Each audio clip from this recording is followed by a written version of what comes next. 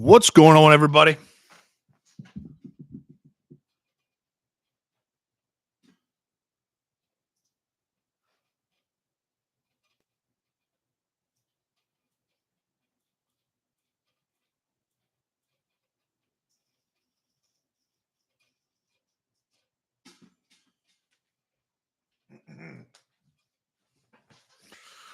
What's going on, everybody? It's 3 o'clock in the jungle, and here is what you need to know now.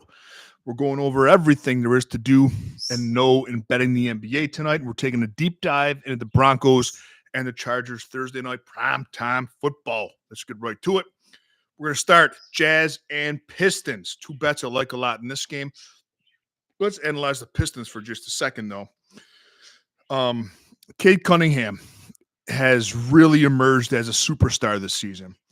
And because of that, his points line's getting pushed up around 23, 24 and a half each game. It's not really worth taking. It's too high. If you're going to bet Cade Cunningham, best thing to do is assist, but that's getting popped up too. His assist line's normally like 9.5 right now. I don't like it today. I don't like paying the juice that 9.5 involves. I ordinarily do like Cade, though. Sometimes it's going to dabble on a triple-double with Cade Cunningham, but we're going to stay away from him today. Two bets I like on the Jazz side of things. We're getting some pretty good. When I took it was plus 140. Really good EV. It was plus 140 on FanDuel. DraftKings had it for plus 100. It's Walker Kessler to record a double-double. Now his points line and his rebounds line are both at 10.5. I like him to go over both of them, and we're still getting -1 here. We're getting all he's got to get is 10 of each of them. Walker Kessler. I like the double-double for plus money. Colin Sexton over 14.5 points is always worth a good look to me. You know, he's a guy who last year his line was around 20 most of the time, but coming down with the minutes a little bit, with the shots a little bit, those shots get distributed pretty well with the Jazz, but 14.5 is a solid line to take Sexton, I think, today. Hornets and the Wizards, two props I like. One sitting there with plus money. It's Balil Coulibaly of the Washington Wizards, over 3.5 assists for plus money. I'm a little confused as to why. Is it because Bub Carrington's playing and Bub gets a lot of assists? But Coulibaly is one of the top minute getters in the NBA. And whenever he's out there, when a player's out there for so long, there's probability and opportunity to be able to do that. So Coulibaly's 3.5 assist line is always always worth taking a look at. And today it's worth playing. Balil Coulibaly over 3.5 assists. I also like LaMelo Ball over 12.5 rebounds and assists today. I think that's a great bet on that side of it. LaMelo Ball, you know he's going to get his shots off, but sometimes he likes to distribute. Like I think he had 13 assists last game, and his his assists and rebounds are sitting there at 12.5. Definitely worth the take on LaMelo Ball over rebounds and assists. We have Nets and Raptors.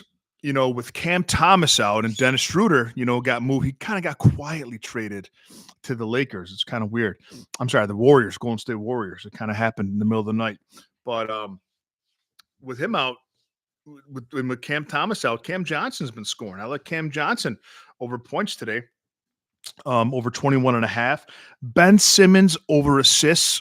It opened up, and because there's a lot of assists to be had out there without Schroeder on the Nets, but his assists opened at 7.5. It got bumped up to 8.5 for plus money. I don't like it over 8.5. I like it over 7.5, but so long as it stays under -130. That's what I like in that game. Hawks and the Spurs. Trae Young over 21.5 points is a low line for Trae Young, who's been shooting a lot more. He started the year not really shooting that much, facilitating a lot more. But last 3 games, he's been over this number. He's scoring when he has to. 21.5 points is too low of a line for him. Same thing for Jalen Johnson. Jalen Johnson's line sitting at 19.5 points. Anytime he's under 20, you have to take a look at it. And this is a game where I think he can exploit that Spurs defense. I like Johnson over 19.5 points. Grizzlies and Golden State. Zach Edey over 9.5 points. Easy play for me. I love that today. He walloped him last time for 14, and he's getting a lot of minutes. Jaren Jackson Jr. is not on the court as much as he used to be. They're really breaking Edey, and I like him today over 9.5 points. I also like Brandon Clark, similar position. He's playing the 4, but he's getting a lot of dunk opportunities. I like him over 7.5 points. Pelicans and Rockets. My boy, Yves Missi of the Pelicans. I like over 10.5 rebounds, of course. He's a starting center, getting a ton of minutes and a ton of rebounds, especially with Zion out. There's a lot of opportunities for rebounds. Also, with Brandon Ingram out. He shines in the boards with Ingram out.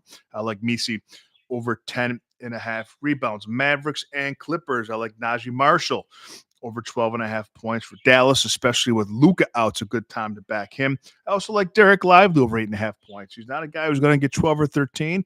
He's not going to get 6 or 7. He's always going to hover right around 8 or 9. But I do like him today over 8.5.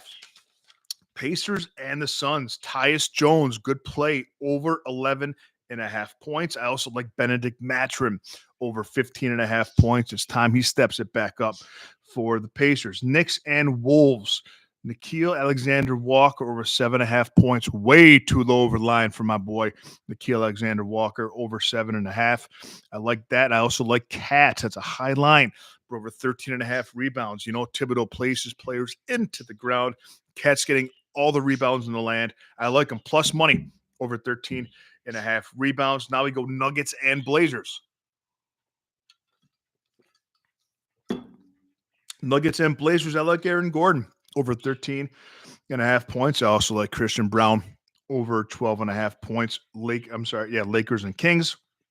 I like Domantas Sabonis over 19.5 points. And I like DeMar DeRozan over 3.5 assists. Now, that's all of our NBA plays. Any questions you have, my friends, fire away in the comments, and I will get back to them because there is a football game that I really want to talk about today, Chargers and Broncos, with massive playoff implication.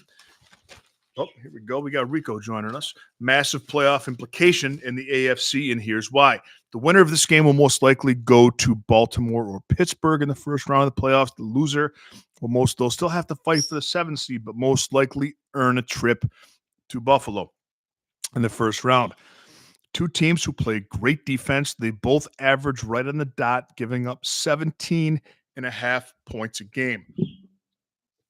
That's really solid. 1 and 2 in the league. Offensively, J.K. Dobbins is out and McLaughlin's out for the Broncos, so each missing a running back. Cortland Sutton has been really good with Bo Nix, but here's the thing I want to talk to you about Bo Nix, and this goes into a little bit of what I like for the bet in this game. Bo Nix has had some good games. He has. And he's had some bad games, though, too. There are 18 quarterbacks who have started every game this year for their team. And of those 18, of which Bo Nix is one, he has the lowest quarterback rating of all of them. So on the surface, what's up, Will? How you doing, brother? So on the surface, man, Bo Nix looks like he's having a good season, but I would say it's mediocre at best. Again, of all starting quarterbacks, 18 have started every game. Nix has the lowest quarterback rating of all of them. This game, in my opinion, comes down to two things: turnovers and quarterback play. And my question to you is, who do you trust? Do you trust Herbert or do you trust Bo Nix? My answer is Justin Herbert. Interesting thing about rookie quarterbacks in December, and I broke this down earlier, is that because the NFL schedule is much longer than the college schedule, when you get to December games, especially late in December, like we are now, quarterbacks get to the point, college quarterbacks, first year in the NFL, rookies, get to the point where they're taking a lot more snaps and playing a lot more games than they're accustomed to. They start to break down a little bit. And this is a very physical Chargers defense that Bo Nix is facing today. So we got Herbert versus Bo Nix, two great defense. I trust Herbert in this situation. Herbert has thrown 2 interceptions all year. Bo Nix has thrown 11. So I like the quarterback advantage here. Two great defenses. Quarterback advantage to me is a no-brainer with the Chargers. Now, I said quarterback and turnovers will determine this game. The Chargers have given the ball away only 8 times this season. That's second only to the Bills, who have given the ball away only 7. The Broncos have given the ball away 18 times this season. So now we have the Chargers -2 at home. And they used to give, by the way, like that old thing where like home field is worth 3 points. That's like that's outdated. It's normally like a 1.5 to 2 at the most now. The books think the Chargers are the play here. So do I. I'm going to Chargers -2. I'm sorry, -2.5. I like Ladd McConkey too, and this is an interesting prop, and it's always a little bit risky when you take first quarter props, but I really like Ladd McConkey over 12.5 first quarter yards. It's -114 over on FanDuel. He's averaging 14 yards a catch. So statistically, on the average, I know it's not always the average, it is the average, though. We need one catch in the first quarter, and 28% of his yards this season are coming in the first quarter. I like him over 12.5 first quarter receiving yards. They're going to try and move the ball a little bit early, I think, on this Denver defense. Denver's very good against the run, but not very good against the pass. So Will's asking me what I think of the under. That's my next play. I'm on the under 42. I got it for -112 over on Bally Bet. Again, top two defenses, both offenses could struggle. Herbert's dinged up a little bit. And I just talked about rookie receivers in December, as well as me not really trusting Bo Nix to hang on to the ball. I think this game has a potential to definitely be under 40, but I really like the 42. It opened at, I think, at 43, got bet down, but I'm still on it. I'm still on it at 42. An interesting play if you're into taking a swing at things. So last week's Thursday night football game, there weren't any touchdowns scored. That was plus 250 on ESPN bet.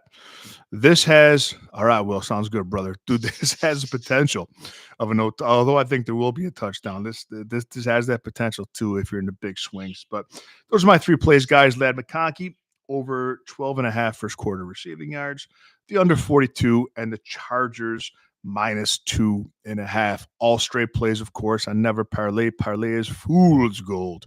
Anyways, man, that's it for me, my friends. I will see you tomorrow. Tomorrow, we're going to get deep into the college football playoff first round. Can't wait to see y'all then.